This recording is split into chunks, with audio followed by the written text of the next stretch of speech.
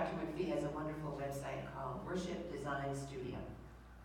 She's a worship consultant, and she has created worship services for our annual conference over several years, as well as offering ideas and inspiration and creative space for worship ideas and worship leaders and pastors, including myself, across the country for local churches. I'm grateful to her for the tools and the ideas that she offers to encourage us to be creative in our worship throughout the year. And so, my friends, today the Christmas story continues. Even though we may feel as though the Christmas season is over, we're still in the middle of those 12 days of Christmas. Maybe that your tree is ready to come down, or maybe that it's already come down. The real story begins again in the renewing of our souls as God nudges us toward new life, new possibilities as we approach a coming new year. What is it that's being born within us? What is it that's being born within us as a community? The passage that Maureen read from Revelation, which ends our Silent Night series, helps to connect our Advent journey, the journey which brought us to the birth of peace and joy and love and hope in the presence of Jesus Christ, with the vision of a new heaven and a new earth ready to be birthed in us as a new year begins. Is God moving into your neighborhood?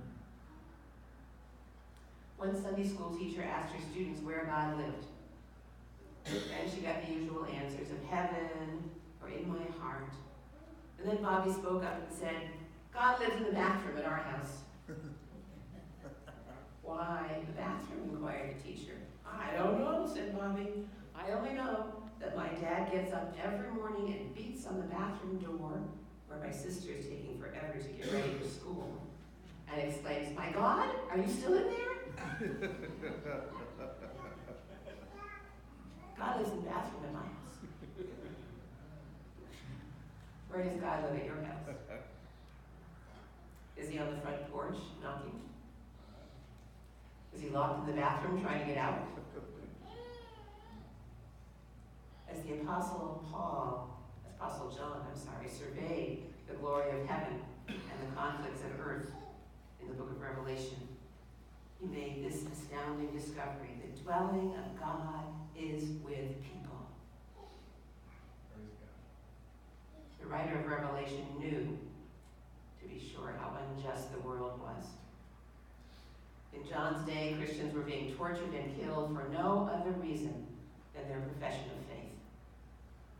As John wrote, he was in the penal colony on the island of Patmos, probably awaiting execution. No, there was no justice in the world then, and as we look around, we know there is no justice now either. That's one reason that we gather from week to week and worship together. We need to hear God's good news in the midst of all that is bad around us. We need to hear once more the story of resurrection, the affirmation that life does not end with death.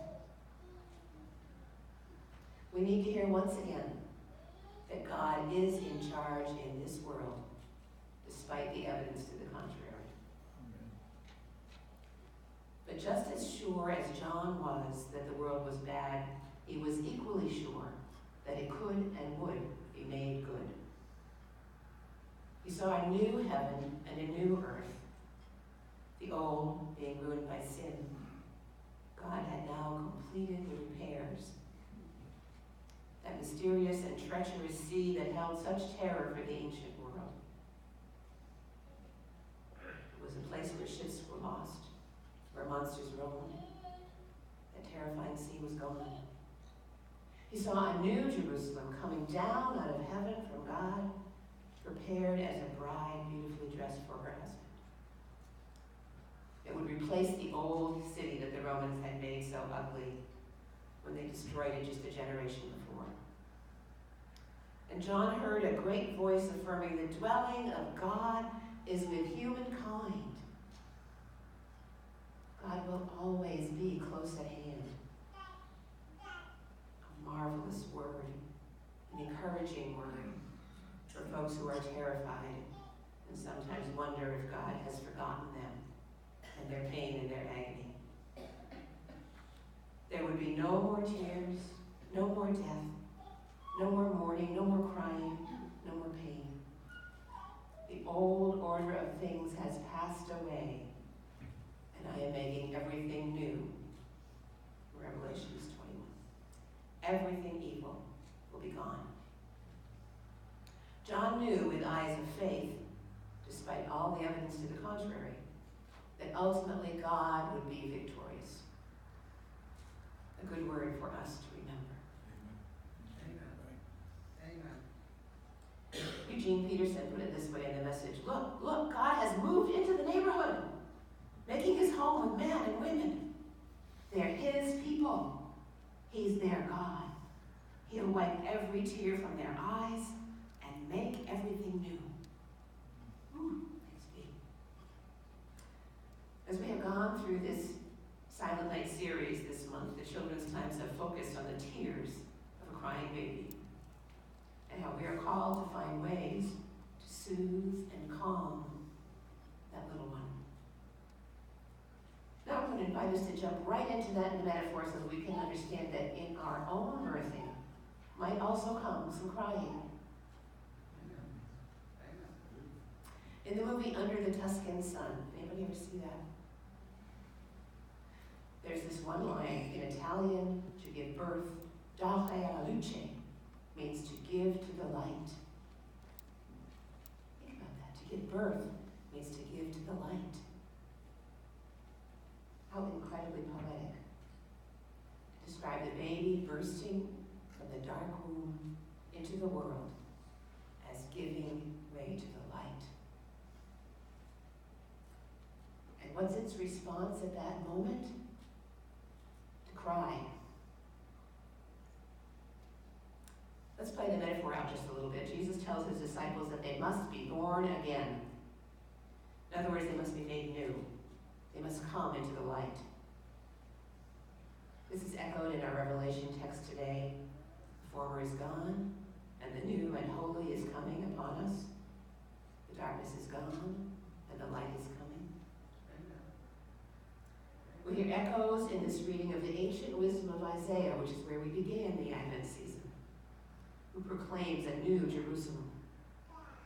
Paul too says in Corinthians that everything has become new.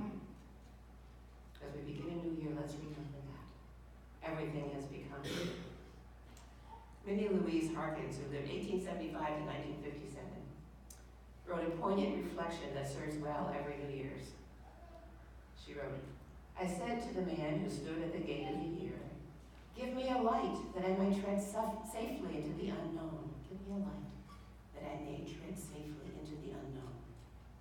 And he replied, go into the darkness and put your hand into the hand of God. That shall be better to you than light and safer than a known way. Amen.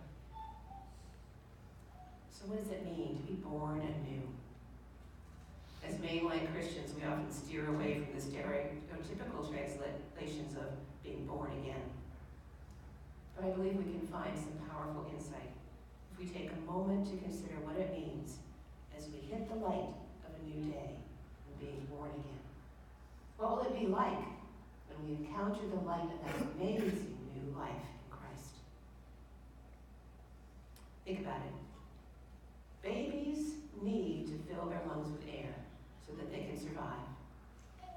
But some babies have to be encouraged to cry. A little slap on the behind, right? Sometimes life gives us a wake-up call, and we realize that we are barely breathing. Have you ever been to a point like that in your life? When you realize you are barely breathing? And so at that moment, we too need a little encouragement. New life invites us to take new gulps of breath to receive the air. If we're going to live to full capacity, spirare, which is the root of words like inspiration, respiration, as well as spirit. If we're going to live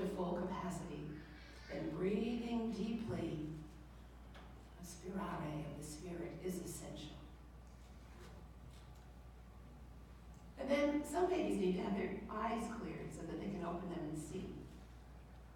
What might we be hiding from? What might be blocking our vision? When do we need to take the wool out from over our eyes so that we can face the things that we need to change and grow into all that God created us to be? Do we sometimes insulate ourselves from the light through denial or dread or fear? We need to be assured that God's presence and God's strength are with us in all times. It's time for us to step into that glorious light-filled existence with confidence and trust. And perhaps, if we come through the darkness and take a deep breath and open our eyes to see, and perhaps if we have a good cry so that we can find our voice in the world, perhaps what follows will be not just calm and settled silence, but an anticipatory silence, like a breath held in expectation, just waiting. Come Tuesday morning, we will say goodbye to Father Time 2018. Yesterday is gone. We will say, wipe the slates clean, turn the ledger page to a new page, begin to mark the progress of a new calendar that we freshly hang. Time is on our minds, and Einstein had it right. It's relative. Amen. We're all related to it. And it treats us differently as we hold its hand. As we live in time, it treats us differently as we go through our lives. One poet said, when as a child I laughed and wept, time crept. When as a youth I dreamt and talked, time walked. When I became a full-grown man, time ran. When older still I daily grew, time flew. Amen. Soon I shall find, while traveling on, time gone. Why does time seem to speed up as we age? What is that? It just isn't fair. Roy Drusky, in a classic song from decades ago, sang about the variable speeds of time like this. He said, I've been up and I've been down. I've worked the fields, I've plowed the ground. I've taken strain and pressure till I thought I might explode. Now I search for childhood days of model planes and lemonade, when the days stretched out before me like a long, long Texas road. Yes, that long, long Texas road is about 1,000,000 miles or so. When you're just a child, there ain't no time but now. Amen. Must have left that long old road 700 years ago, and I'd find it once again if I knew how. It'd be nice to have a long day like we used to have as children. Drusky contemplates the rush and frenzy of his life, wishing that at least for a moment, maybe even just for a morning, he could rejoin his younger self in the careless play of a lazy Texas day. But he also knows that nostalgia is yesterday's prices at today's wages. Amen. It's an unreal world that we cannot find. It is the true Neverland of Peter Pan. But what is given up to reach it costs more dearly than the price is worth. And so Drusky continues his musings this way. So I watch the children play and dream my dreams of yesterday. I don't tell them to be grateful. I'm sure that they've been told. If I'd known then what I know now, that would have messed it up somehow. When the day is stretched out before me like a long, long Texas road. Entering a new year is a moment in which time and its relativity becomes very meaningful. A year ago, there were people in our families, in our congregation, who are no longer with us. And there are undoubtedly others who will not survive this coming year, in our families and our congregation. So the question of the day is this: how will we turn the ticking of this clock into moments of meaning while we can? How will we now be the ones made in the image of the light of life, and following the footsteps of the one How will we bring peace on earth, goodwill to all people, so that a new heaven comes to this new earth? Let me end today once more with words from a singer. This is Murray McLaughlin, who penned it for a year-end holiday song back in 1989. May I get what I want, not what I deserve. May the coming year not throw a single curve. May I hurt nobody. May I tell no lies. If I can't go on, give me the strength to try. Bring the old year out, bring the new year in. Bring us all good luck. Let the good guys win. May the one you love be the one you get. May you get someplace you haven't been to yet. May your friends surround you, never do you wrong. May your eyes be clear. May your heart be strong. Bring the old year out. Bring the new year in. Bring us all good luck. Let the good guys win.